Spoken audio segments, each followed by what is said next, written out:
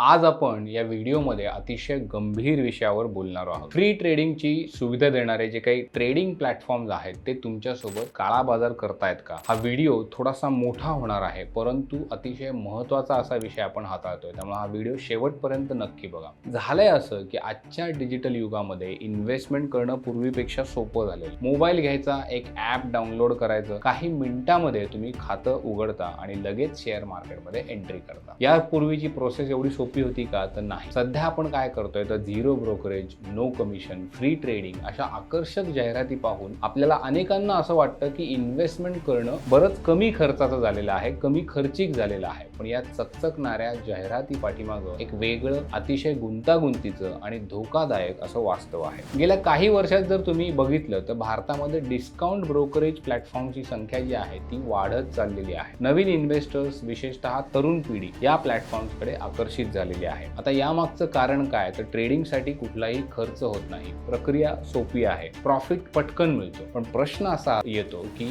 खरंच हे प्लॅटफॉर्म जे आहेत ते फ्री आहेत का? यामागे त्यांचं अर्थकारण नक्की काय आहे? सुरुवात करण्यापूर्वी तुम्हाला एक रिक्वेस्ट आहे, आपल्याला पैसा पाणी यूट्यूब चॅनलचा 4 लाख सबस्क्रायबर्सचा टप्पा लवकरच पार करायचा आहे। त्यामुळे तुम्ही आता लगेच सबस्क्राईब करा जर तुम्ही आता सबस्क्राईब केलेलं नसेल तर। तसेच तुमच्या मित्रांना हा व्हिडिओ व्हॉट्सॲपवर न चुकता शेअर करा, कारण अतिशय महत्त्वाचा विषय आपण हाताळतो। एकदा जर वेळ मिळाला तर हा व्हिडिओ संपल्यानंतर पैसा पाणीचं इंस्टाग्राम अकाउंट सुद्धा चेक करा। फायनान्स बाबतच्या भन्नाट ग्राफिक्स तुम्हाला तिथे दिसतील। आमची पोरं चांगली काम करतायत असं जर तुम्हाला वाटलं तर तिथे देखील आम्हाला नक्की फॉलो करा। चला तर सुरुवात करूया। सायकोलॉजीचा विचार केला तर फ्री हा शब्द माणसाला पटकन आकर्षित करतो। याला झिरो प्राइस इफेक्ट असं म्हटलं जातं। जेव्हा एखादी गोष्ट आपल्याला फुकटात मिळते, फ्री मध्ये मिळते, तेव्हा आपण तिची खरी व्हॅल्यू किती आहे ते पाहतो का? नाही, आपण फायदेशीर आहे ती असं फक्त गृहीत धरतो। ट्रेडिंग प्लॅटफॉर्मनी याच गोष्टीचा अत्यंत हुशारीने वापर केलाय। तुम्ही पैसे न देता फ्री मध्ये ट्रेड करू शकता याची जाहिरात ते करतात आणि इन्व्हेस्टर्सला आकर्षित करतात। पण या आकर्षणामागे एक मोठा सापळा आहे, हे आपल्याला लक्षात येतं का? तर नाही। जेव्हा ट्रेडिंगवर कुठलाही खर्च होत नाही तेव्हा इन्व्हेस्टर्स काय करतात की जास्तीत जास्त वेळा ट्रेडिंग करायला लागतात। प्रत्येक वेळी शेअर खरेदी किंवा शेअर विक्री करताना आपल्या खिशातून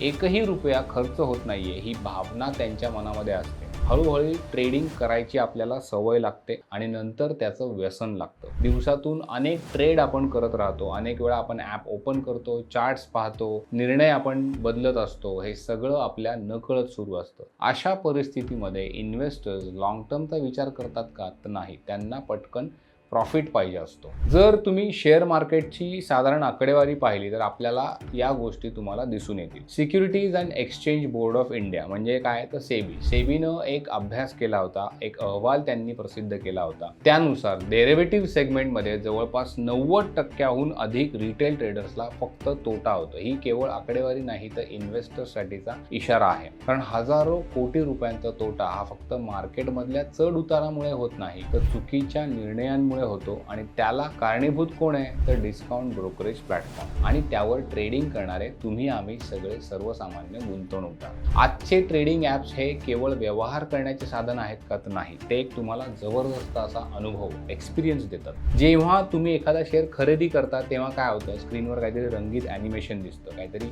म्युझिक वाजतं, झिरोदामध्ये जर तुम्ही ऑर्डर प्लेस केली तर आवाज येतो। त्या ॲपमध्ये लीडर बोर्ड्स असतात जिथे इतर ट्रेडर्सचा प्लॅटफॉर्म दाखवला जातो। Hot stock, stop gainers, trending अशा सेक्शनमध्ये तुमचं लक्ष सतत वेगवेगळ्या गोष्टींकडे जातं। हे सगळं पाहताना तुम्हाला असं वाटतं की आपण काहीतरी महत्त्वाचं काम करत आहोत, पण प्रत्यक्षात तुमच्या मेंदूमध्ये डोपामाइन नावाचं एक रसायन तयार होत असतं जे तुम्हाला पुन्हा पुन्हा तेच करायला भाग पाडतं। ही पद्धत नवीन आहे का? तर नाही। जर तुम्ही कसिनोचं उदाहरण घेतलं तर तिथेही हीच टेक्निक वापरली जाते। तिथेही रंग, आवाज, लाईट्स यांचा वापर करून खेळाडूंना गुंतवून ठेवलं जातं। फरक इतकाच असतो की इथे खेळ पैसे कमवायचा आहे आणि इथे नुकसान जे आहे ते होण्याची शक्यता जास्त आहे। ट्रेडिंग ॲप्सने काय केलंय की इन्व्हेस्टमेंट प्लॅटफॉर्मला एक प्रकारचं गेमिंग प्लॅटफॉर्म सारखं बनवलेला आहे आणि या गेम मध्ये जिंकणारा कोण असतो तर बहुतेक वेळा तो प्लॅटफॉर्म चालवणारी कंपनी जिंकत असते. जर तुम्ही एखाद्या सर्व्हिससाठी पैसे देत नसाल तर तुम्ही काय करता, त्या सर्व्हिसचे प्रॉडक्ट बनलेले असतात. ही गोष्ट तुमच्या लक्षात येत नाही. झिरो ब्रोकरेज प्लॅटफॉर्म वेगवेगळ्या मार्गांनी पैसे कमवतात. आता उदाहरण द्यायचं झालं तर मार्जिन ट्रेड म्हणजे तुम्हाला जास्त पैसे उधार देऊन ट्रेडिंग करायला लावून ते प्रवृत्त केलं जातं. सुरुवातीला हे तुम्हाला फायदेशीर वाटतं कारण तुम्ही मोठी रक्कम तुम्हाला मिळते, त्यावर व्यवहार करता, पण यावर आकारलं जाणारं व्याज जर तुम्ही बघितलं ते अतिशय जास्त असतं. मार्केट तुमच्या अपेक्षेप्रमाणे चालतं का? नाही. नुकसान देखील तुम्हाला तेवढंच मोठं होत असतं. याशिवाय काही प्लॅटफॉर्म्स काय करतात तर विशिष्ट शेअर्स किंवा विशिष्ट IPO तुमच्या समोर जास्तीत जास्त ठळकपणे दाखवतात, फ्लॅश करत असतात. काही वेळा हे पेड प्रमोशन असू शकतं का? तर हो, नक्की असू शकतं. म्हणजे तुम्हाला जे दिसतं ते तुमच्या फायद्याचं आहेच अशी खात्री नसते, तर त्यामागे काही व्यावसायिक हितसंबंध देखील असू शकतात. तुम्ही जे निर्णय घेत आहात ते तुमचे स्वतंत्र निर्णय नसून तुम्हाला ते निर्णय घेण्यासाठी भाग पाडलं जात आहे. त्याप्रमाणे झिरो ब्रोकरेज प्लॅटफॉर्म्स डिझाईन केलेले असतात. डेटा आणि ॲड ऑन सेवा जर तुम्ही विचार केला, ॲड ऑन सर्व्हिसेस म्हणतात त्याला, तर ह्या व्यवसायाचा त्या एक मोठा भाग आहे.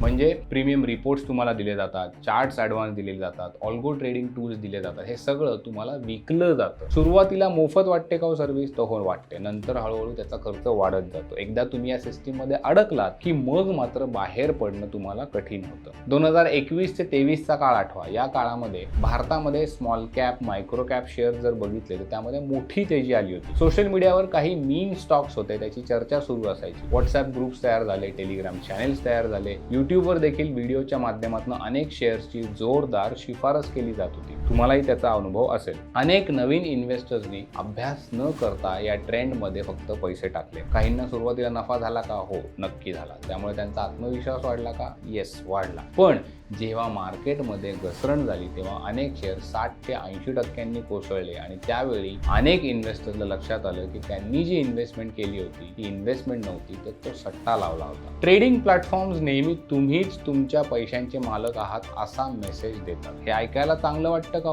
नक्की चांगलं वाटतं, पण त्यासाठी आवश्यक असलेली आर्थिक साक्षरता बहुतेक लोकांकडे नसते. परिणाम काय होतो की लोक अतिउत्साहामध्ये आणि आत्मविश्वासाने मोठे मोठे निर्णय घेतात. कधी कधी घाबरून चुकीच्या वेळी शेअर्सची विक्री देखील करतात आणि शेवटी तुमचा जो कष्टाने कमावलेला पैसा असतो तो तुम्ही वाया घालवता. इन्व्हेस्टमेंट हा संयमाचा आणि शिस्तीचा खेळ आहे हे अनेकांच्या लक्षात येत नाही. रोज ट्रेडिंग करून संपत्ती तयार होते का? तर नाही. उलट जास्त तुम्ही जर ट्रेडिंग केलं, जास्त व्यवहार केले तर चुका वाढत जातात. जितके तुम्ही जास्त निर्णय घेता तितक्या जास्त चुका होण्याची शक्यता असते. त्यामुळे नुकसान तुमचं वाढत जातं. बहुतेक लोक काय करतात तर झिरो ब्रोकरेज प्लॅटफॉर्मकडे वळतात. का वळतात? कारण त्यांना पटकन पैसे कमवायचे असतात म्हणून ते या प्लॅटफॉर्मवर येतात. कारण ब्रोकरेज नाही असं त्यांना वाटत असतं. त्यांना काय वाटतं की बाबा हे ब्रोकरेज वाचलं म्हणजे त्यांचे पैसे वाचले, पण वास्तवात ब्रोकरेजपेक्षा जास्त नुकसान चुकीच्या निर्णयामुळे होत असतं. 0.5% ब्रोकरेज वाचवायच्या नादात 50% नुकसान ते करत असतात. स्मार्ट इन्व्हेस्टर्स काय करतात? वेगळ्या पद्धतीने विचार करतात. ते व्यवहाराच्या खर्चाकडे कमी, निर्णयाच्या गुणवत्तेकडे जास्त लक्ष देतात. लॉंग टर्मचा विचार करतात, पैसे योग्य ठिकाणी इन्व्हेस्ट करतात. इन्व्हेस्टमेंट करताना रिस्क समजून घेतात. सगळ्यात महत्त्वाचा म्हणजे त्यांच्याकडे संयम असतो. आजच्या काळामध्ये माहिती उपलब्ध होते का? तर सहज उपलब्ध होते. योग्य माहिती कोणती हे